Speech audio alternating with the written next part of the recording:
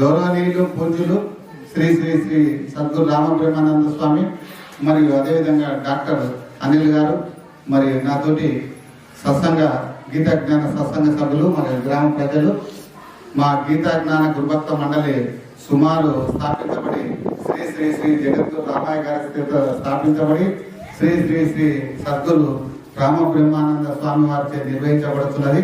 సుమారు 15 సంవత్సరాల నుంచి గీతా జ్ఞాన గురుభక్త మండలి ఎన్నో కార్యక్రమాలలో పాల్పంచుకుంటూ ఎన్నో కార్యక్రమాలు నిర్వహిస్తూ భగవద్గీత ముఖ్య ఉద్దేశం భగవద్గీత ప్రచారాన్ని చేయడం, భగవద్గీత ఆచరణలో పెట్టడం, భగవద్గీతను అందరికీ అందుబాటులో తీసుకురావడం కోసం మా గురుగారు ఎంతో కృషి చేస్తున్నారు.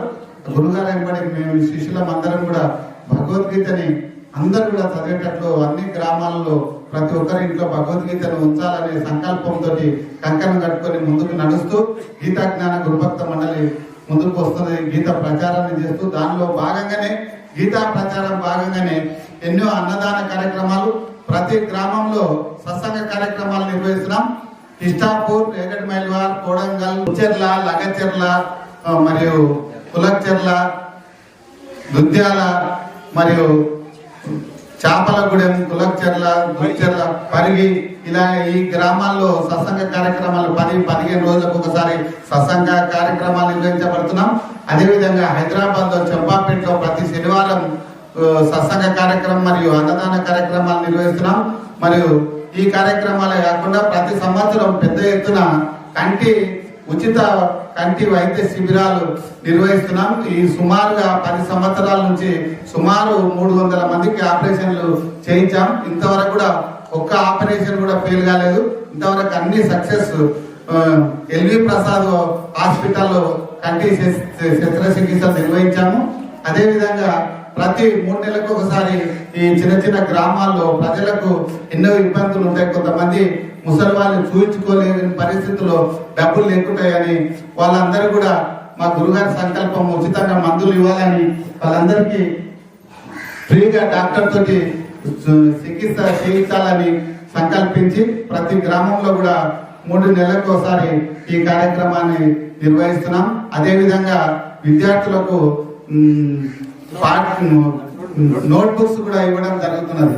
ప్రతి గ్రామంలో ఇంతవరకు 10 సంవత్సరాల నుంచి నోట్ బుక్స్ కూడా ఉచితంగానే నిర్వహించబడుతున్నాం. అదేవిధంగా ఈ మారుమూల గ్రామాల్లో ఈ కొడంగల్ నియోజకవర్గంలో ఈ గురువుల యొక్క ప్రాబల్యం లేదు. గురువులు అంటే తెలియదు, గురువు గురించి భగవంతుడి గురించి తెలియదు. కాబట్టి పెద్ద ఎత్తున శ్రీమై మాల్యారం గ్రామంలో శ్రీకృష్ణ మందిరం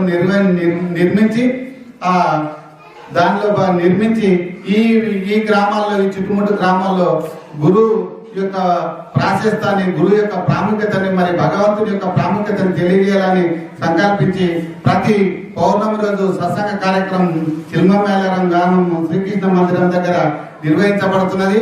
కాబట్టి ప్రజలందరూ కూడా ప్రతి పుణ్యం రోజు సత్సంగ కార్యక్రమము శ్రీ శ్రీ శ్రీ సద్గురు బ్రహ్మానంద స్వామి వారికి నిర్వహించబడుతుంది. కాబట్టి ప్రజలందరూ వచ్చి అక్కడ వినడానికి అవకాశం ఉన్నది, విని తరించడానికి అవకాశం ఉన్నది. కాబట్టి ప్రతి గ్రామంలో ప్రతి ఒక్కరిని చైతన్యవంతులుగా చేస్తూ దుర్మార్గం నుండి సన్మార్గంలో నడిపించడానికి మా గురుగారు సంకల్పించి ఈ కార్యక్రమాన్ని చేపట్టి ఎంతో మందికి ఇంతవరకు కూడా ఎన్నో భగవద్గీతలు పంచాము. ఇంకా ముందు కూడా ప్రతి గ్రామానికి విచ్చేసి ప్రతి గ్రామంలో సత్సంగ కార్యక్రమాలు నిర్వహించి పెద్ద ఎత్తున భగవద్గీతను ప్రచారం చేస్తూ, భగవద్గీత అనేది ఒక మతపరమైనటువంటి గ్రంథం కాదు, ప్రతి ఒక్క మనిషి చదవాల్సిన గ్రంథం. కాబట్టి ప్రతి ఒక్కరు చదవడానికి అవకాశంగా, చదవలేని పరిస్థితుల్లో ఉండే వారికి ఉచితంగా భగవద్గీతను ఫ్రీగా ప్రతి ఇంట్లో ఉంచుకోవడానికి అవకాశాన్ని కల్పిస్తున్నారు మా గురుగారు. కాబట్టి అందరు కూడా దాంట్లో పాల్గొనగలరని కోరుతూ ఇప్పుడు గురుగారు సద్గురు రామబ్రహ్మానంద స్వామి గారు మాట్లాడవలసిందిగా ప్రసంగించవలసిందిగా కోరుతున్నాను. ఓం శ్రీ గురవే నమః. శ్రీ గురు శరణం జరుగుతాం అందరికీ. అయితే దానాల కింద మనిషికి అన్నదానం గొప్పది, విద్యాదానం అంతకంటే గొప్పది. కానీ ప్రతి వ్యక్తికి అన్నం క్షణికే తృప్తేనా అని చెప్పి అన్నట్టు అన్నం ఆ క్షణానికి మాత్రమే తృప్తినిస్తుంది. కానీ విద్యాదానం అనేది మనిషి జీవితానికి ఉన్నత స్థితికి తీసుకెళ్తారు. ప్రతి మనిషి విద్యావంతుడు కావాలా, ప్రతి వ్యక్తి చదువుకోవాలా. చదువుకున్న వ్యక్తి ఎంతో ఉన్నతంగా పైకి వెళ్తాడు. దాని ద్వారా శారీరకంగా ఆర్థికంగా ఉన్నత స్థితికి వెళ్తాడు. కానీ విద్యలో 2 రకాలు ఉన్నాయి. ఒకటి ప్రాపంచిక విద్య, ఒకటి ఆధ్యాత్మిక విద్య. ఆధ్యాత్మిక విద్య ఏం ప్రయోజనం అవుతుంది అంటే ఆధ్యాత్మిక విద్య వల్ల జ్ఞానం సంపాదించి ఆ జ్ఞానం ద్వారా నీ స్వస్థలానికి వెళ్ళడానికి అవకాశం దొరుకుతుంది.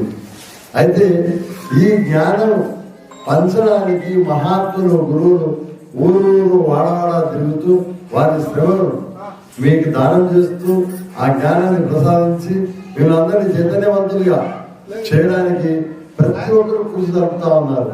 కానీ జనాలు మనకేంటంటే భగవద్గీత చదవండి, లేకపోతే భాగవతం చదవండి అంటే మాతోటి కాదు, మా ఇంట కాదు, మా వంట కాదు అంటున్నారు. ప్రతి వాళ్ళు బాగుపడాలని చూస్తున్నారు, మంచిగా బతకాలని చూస్తున్నారు. కానీ బాగుపడే విధానాన్ని అమలుపరచట్లేదు, ఆ మార్గం నడవడానికి వెనుక ముందు అంటున్నారు. చూడండి, ఈ సప్రాలు అనుకుంటే రోజులల్లా రోగాలు వస్తాయి, నొప్పులు వస్తాయి, బాధపడుతున్నారు, బయటికి వెళ్ళాలంటే పోలేరు.